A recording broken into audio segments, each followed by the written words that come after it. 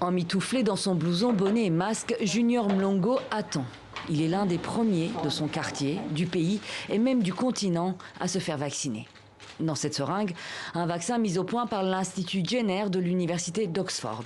Un produit encore au stade d'essai, sans aucune garantie d'efficacité pour le moment.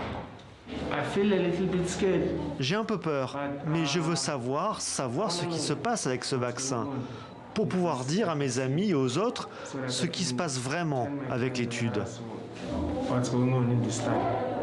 Comme Junior Mlongo, ils sont environ 2000 à participer à cet essai clinique en Afrique du Sud, dont 50 patients atteints du VIH.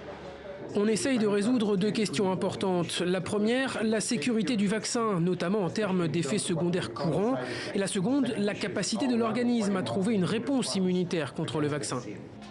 Ce vaccin est testé en même temps au Brésil et au Royaume-Uni. Mais sur le continent, l'Afrique du Sud est le seul pays à participer à cet essai clinique. Et pour cause. Soyons forts comme un homme, essai clinique continent. Essai clinique continent.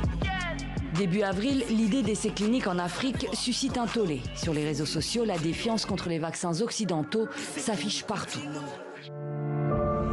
Parce que nous ne sommes ni des rats de laboratoire, ni vos cobayes.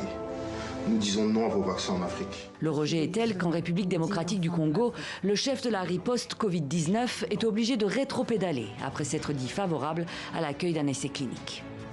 Mon intention en parlant du vaccin Covid-19 n'était pas d'affirmer que nous allons commencer la vaccination en RDC sans qu'il soit testé auparavant en Amérique et ailleurs.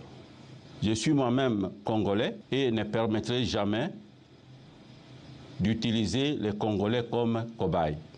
Ailleurs, d'autres voix s'élèvent pour rappeler qu'à ce jour, l'Afrique n'est pas, ni de près ni de loin, la cible privilégiée des essais cliniques. Loin de là.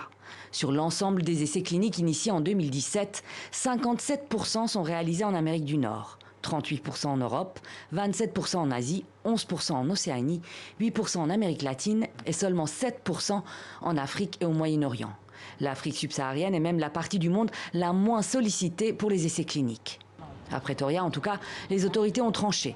L'essai clinique a démarré sous la houlette de chercheurs sud-africains en partenariat avec Oxford. D'autres tests sont en cours aux États-Unis, en Chine ou en Russie.